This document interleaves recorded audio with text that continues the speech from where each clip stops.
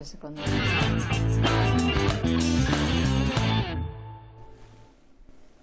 Allora, stiamo parlando appunto di autoconsapevolezza, responsabilizzazione da parte degli uomini nell'attuare comportamenti, e leggendo il messaggio che era arrivato prima sottolineava un telespettatore, una telespettatrice, suppongo, violenza e anche, chiedo Daniele Tronco, dopo naturalmente anche il segretario di Padova, violenza e anche sono sguardi, atteggiamenti, comportamenti invasivi del fatto di essere donna. Un altro messaggio ancora arrivato: mio padre era il primo a parlare di equità fra uomini e donne, ma poi in casa comandava mia madre a bacchetta. Le violenze che emergono sono solo la punta dell'iceberg. E allora qua tocchiamo l'aspetto familiare, cioè qualcosa che nasce nell'ambito dentro le famiglie, degli input che poi vengono dati anche ai ragazzi, degli esempi che vedono, delle situazioni che poi possono condizionare i loro comportamenti.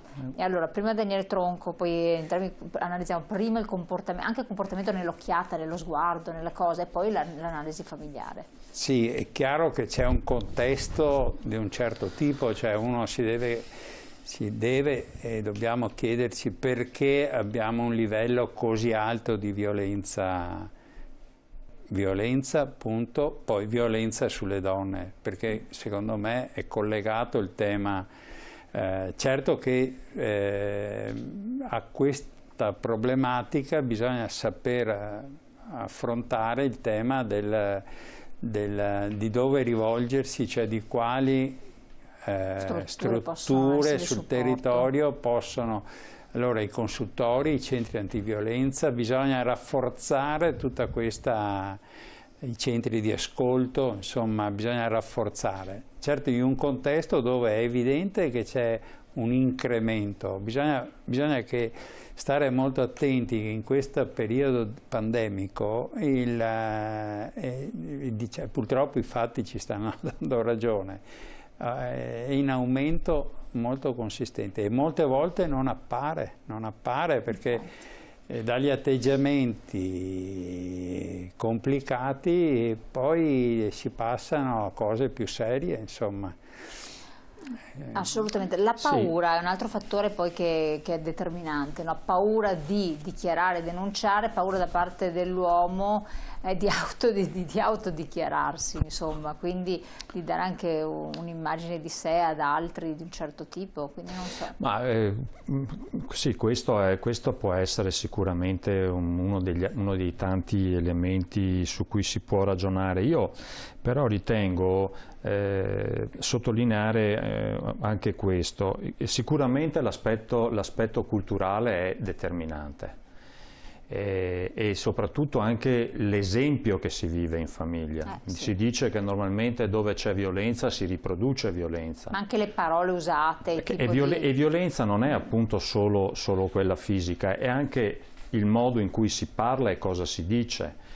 Io penso che la cultura significhi anche dare esempio, considerare i figli, che siano maschi o femmine, che abbiano pari diritti e pari doveri e che abbiano pari opportunità, non considerare le donne meno importanti, perché poi si producono nelle dinamiche di crescita, questa è una mia idea, si producono poi quegli elementi che sfociano in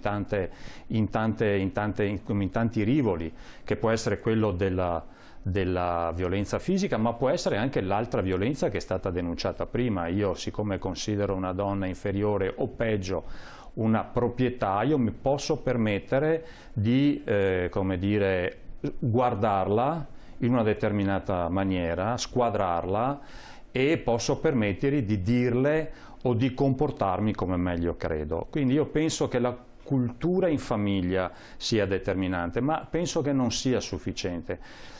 Guardi, a me ha colpito qualche settimana fa leggere appunto sui social la denuncia di una mamma che segnalava che in un libro di testo delle elementari, per distinguere, per dire chi era il papà e era la mamma, si seguivano ancora i soliti stereotipi: il papà porta a casa lo stipendio, il papà, la mamma, cioè, come dire, si riproduceva quello che purtroppo era la tipologia di segnali che veniva data alla nostra generazione quando andavamo alle elementari, e io speravo e spero che in tutti questi decenni ci sia stata o ci sia un salto culturale, perché è nella famiglia e nella scuola che si insegnano, si danno quegli elementi che poi, come dire, crescendo impediscono che succedano questi fatti, che, ripeto, il più grave è quella della violenza fisica, ma c'è tanta altra violenza che le donne subiscono quotidianamente sì, sì. in ogni ambito, ed è anche e soprattutto su questa che noi dobbiamo agire, e lo dobbiamo fare noi uomini, e lo dobbiamo fare intanto assumendo noi la consapevolezza, cioè avendo anche noi nei comportamenti quotidiani, anche nei nostri luoghi di lavoro, che nel nostro caso è il sindacato pensionati della CGIL, nelle sedi dove noi siamo presenti, avere il massimo di attenzione negli atteggiamenti, nei comportamenti, nelle cose che diciamo, e dobbiamo essere di esempio e, come dire, creare rete con tutti gli uomini con i quali noi veniamo in contatto, utilizzando tutte le possibilità, tutti i nostri sistemi, perché un po' alla volta, come dire, anzi un po' alla volta, io spero molto velocemente, si cominci a fare un grande salto di qualità. E lo dobbiamo fare in ogni ambito. Anch'io sono ovviamente figlio di una donna, sono marito, sono padre di una ragazza e sono nonno di 2 nipotine, e quindi non posso che sperare che tutta la parte femminile della mia famiglia possa vivere serenamente e vivere alla pari. Ecco, esatto, come da padre di una ragazza, lo stesso discorso un po' lo giro dopo anche a Daniele Tronco, perché ha anche una figlia, insomma.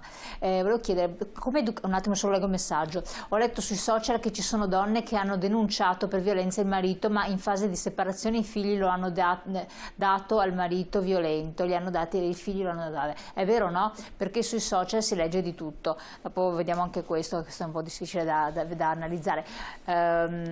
Educazione, come si educa al rispetto? Come un padre, questo lo chiedo a entrambi, può educare al rispetto per se stessa, farsi rispettare alla propria figlia? Quindi quali possono essere gli errori che viceversa possono essere commessi anche nel dire queste cose non sono cose che fa una ragazza? Questo ho sentito anche l'altro giorno proprio per strada, peraltro da parte di una madre, dice: ma che cosa è che non fa una ragazza? Se non fosse un ragazzo, che cosa dici che non bisogna fare genericamente, ma dici già una ragazza è già stigmatizzare, secondo lei, e dopo anche secondo lei, quindi da padre, da papà. Guardi, intanto si cominciava dalle piccole cose, per esempio che non esistevano giocattoli da maschi e giocattoli da femmine. Io ho un maschio e una femmina, quindi siete pari tutti e si due. cominciava da questo, non c'erano giochi che valevano per uno e non per altri.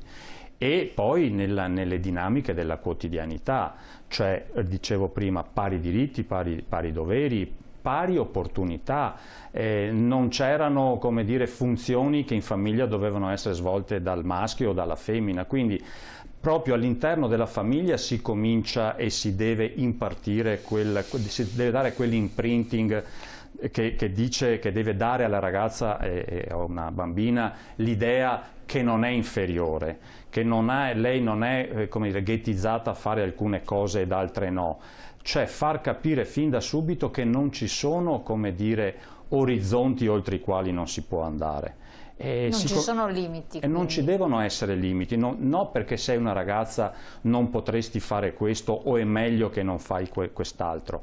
E si comincia da questo, e la stessa cosa deve essere riprodotta dalla scuola. Io sono convinto che nella scuola così è, almeno si è fatto un grande salto di qualità rispetto a quando andavamo noi alle elementari, però si comincia da questo, secondo me. Daniele Tronco, nell'educazione cosa potrebbe essere una cosa che consiglia anche di stare particolarmente attenti ai genitori, perché magari si fa ai genitori, si riflette su certe questioni, grandi macro questioni, ce ne sono tanti adesso di problemi, ma magari si sottovalutano altri. Vabbè, bisogna dire che è cambiato molto il contesto, per fortuna. Cioè, nel senso che io penso che da quando eravamo giovani noi ad oggi le persone hanno nelle famiglie 1000 stimoli, certo bisogna avere dare un imprinting, insomma, di un certo tipo, soprattutto penso ai figli maschi, perché se vogliamo far cambiare un po' l'atteggiamento dobbiamo partire dai figli maschi che non devono sentirsi superiori alle sorelle. È una buona cosa importante anche questa. Nel senso che poi diciamo che è complicato, insomma, perché io vedo che per esempio nel ruolo oggi dei social, della sì, comunicazione sociale in genere, c'è un filo molto complicato, che spinge invece in una direzione, ripeto, che accentua gli atteggiamenti perché ti nascondi dietro che va dall'uso appunto delle immagini, da questo atteggiamento anche di ricattare le persone, di utilizzare le immagini, di perseguitarle in qualche di modo, perseguitare le donne, eccetera. Per il loro aspetto fisico, tante cose. Allora torniamo su questo, abbiamo la pubblicità che incombe, poi leggerò anche l'altro messaggio che ci commentava dei numeri inquietanti, perché i numeri sono numeri, però in realtà dietro ci sono delle realtà terrificanti purtroppo e tragiche. Tra poco.